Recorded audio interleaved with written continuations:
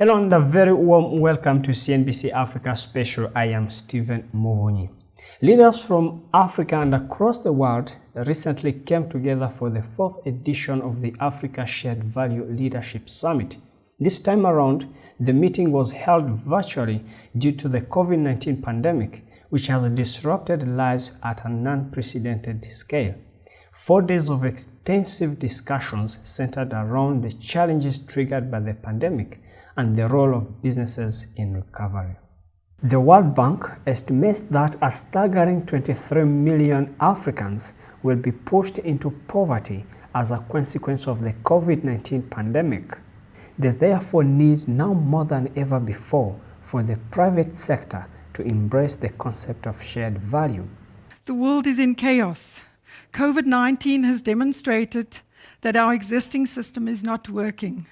People are losing their jobs, their businesses, their livelihoods, their loved ones, and their hope. What it has also demonstrated is that the private sector has a much bigger role to play in solving social problems. The virtual event was graced by Professor Rama, one of the pioneers of shared value.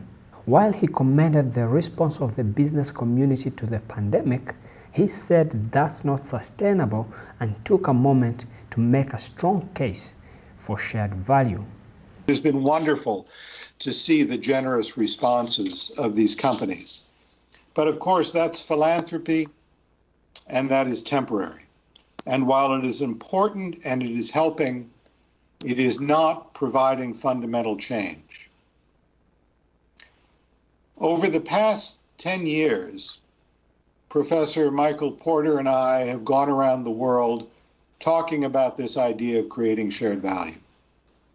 And at every point, we have talked about how business and society depend upon each other. But I can say that I never thought I would see as graphic an example as we are living through today, where it is so painfully clear that business cannot survive without a healthy society and a healthy population, where we cannot solve the problems that COVID has created without depending on private enterprise to provide the protective equipment, the medical care, the ventilators, everything we need, the vaccines, the tests that we need to deal with this crisis.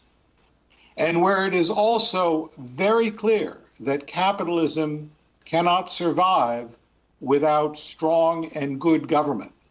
Discussants lamented the fact that commitments to sustainable development are not sufficiently being delivered and said it's high time the world learned and changed the status quo. In the last 100 years, we have not been able to find a solution. And this is where we are. 1918 was the pandemic or the Spanish flu. 2020 is COVID-19. We have not been able to take care of basic sets of things for people.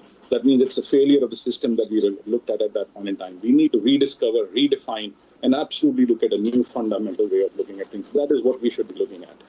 You know, we have been living in a world, in a version of normal, where we've been able to get away with superficiality.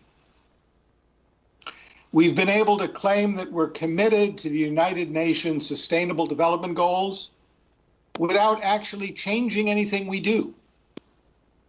And yet we know business as usual is not going to get us to those goals.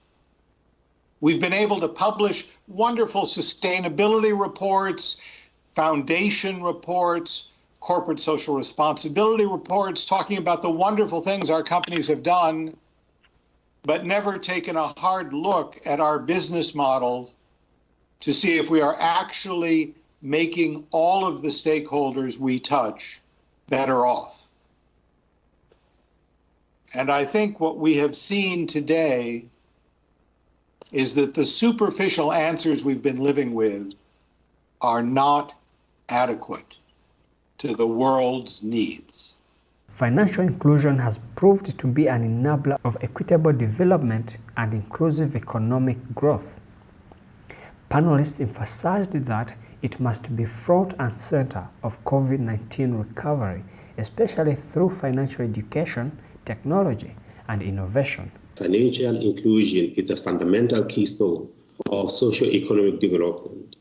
And what COVID-19 is doing and will do over a period of time is to basically devastate, the socio-economic landscape across many nations. And therefore, the whole financial inclusion agenda will have to be enhanced as well as accelerated. We believe that, financial inclusion will, result in inclusive growth processes, and it will reduce poverty because with people losing their jobs and the like, instances of poverty will just simply increase.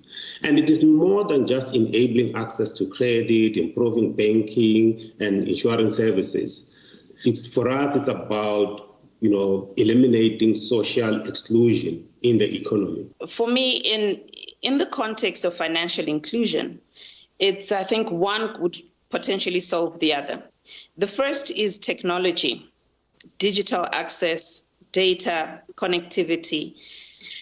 We can develop all the products and zero rate them and make them accessible. But if people don't have access to networks, people don't have access to the technology and the data, we're actually not driving financial inclusion appropriately. So for me, the two are married. The second is possibly a solution to the first, is looking still within the finance sector, blended financing, innovative finance solutions to drive the development of that social infrastructure we need to introduce technology and networks across our rural areas, peri-urban areas that do not have access to electricity, that do not have access to water, road networks, and technology. So I think those two become important for me. Lack of access to finance is a widespread concern among aspiring entrepreneurs on the continent. Nonetheless, some young people observed that poor research is one of the mostly ignored but fundamental issues. I think a lot of people don't do research. So sometimes they'll come to me and say, oh, this is what I want to do. And I'm like, oh, have you heard of this company? Or have you heard of that company? And they're like, no, I haven't. And I'm like, this is just me, one investor. I already know 2 or 3 people doing something similar. You have to be able to tell me why you're different, why I should be able to bet on you. So having a thorough understanding of the problem, having a thorough understanding of all the different solutions and which one you're actually focused on, and then convince me why you are the people to solve it. Because you may have the right idea, but if you're the wrong entrepreneur, my money is going to be burnt anyway. Yeah. During the summit, officials exchanged thoughts on the kind of leadership that is needed during a time of a crisis in both corporate and socio-political governance. So for us, those 3 things, communicating was very important, being innovative and agile about what businesses can still stay on board and keep their revenue streams and keep the jobs coming. And the last part was also really advocating for some policy changes, some flexibility both from private sector and public sector. And our role as Rwanda Development Board was to bring all these pieces together, talk to everybody and try to have solutions that support the businesses and private sector. And I think this has to continue even post-COVID. COVID is putting pressure on everybody. And that pressure is resulting in, I think, quite a binary response. It's either the petty, small-minded, I'm going to look after myself kind of piece of the response, or it's the inclusive compact, we're all in this together, and actually we need to emerge from this stronger together at the end of this process. And I think our role as leaders is to make sure that we adopt the latter path and not the former path. Africa accounts for only 3% of the world's health workers, according to statistics. This, a top lack of financing, are the main issues hampering healthcare provision on the continent. It was recommended that healthcare should be decentralized and digitized if the continent is to achieve universal health coverage by 2030. The last 3 and the most important 3, which is my favorite, is decentralization. Decentralize to the lowest household in the community so that everything you do is science-led, data-driven, and case-specific. In addition, we also have to have a centralized health record because people's data is, disintegrated. There's silos of information. So we can have the connectivity, but we want to be efficient with how our resources are used and to ensure the right patients get to the right point of care. With up to 70% of Africa's population being under the age of 30, it's incumbent upon the continent to empower and create opportunities for them. On the other hand, the youth were urged to assume the mantle and make use of available opportunities. Fourth is the imperative of ownership of the programs, ownership of the future, ownership of a transformational mindset, but also ownership in playing a role in leadership. What the top leadership has done has created a number of great opportunities in both business, in capacity development, in leadership, and in social transformation. All these created opportunities have been captured properly, maybe not to the maximum. It doesn't mean you have maximized, you have done everything, but to a certain degree that gives us hope and confidence that opportunities created by the top leadership of this land is not going to be a wasted opportunity, is being captured by the youth to make use of them, to make use of the great ideas and implement them.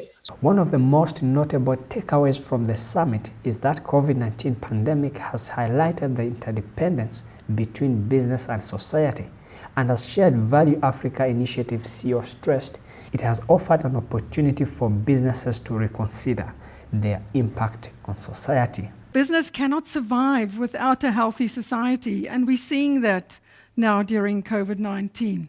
The late Bob Collymore from Safaricom at the 2019 Shared Value Summit said that no business can continue to be successful if the society around it is failing.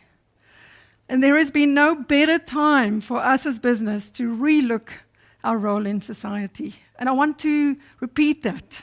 There has been no better time for us as business to relook our role in society.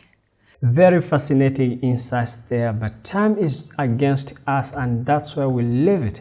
If you have any feedback, feel free to tag us on Twitter at CNBC Africa or myself at Stephen Muvunyi. Thanks so much for watching.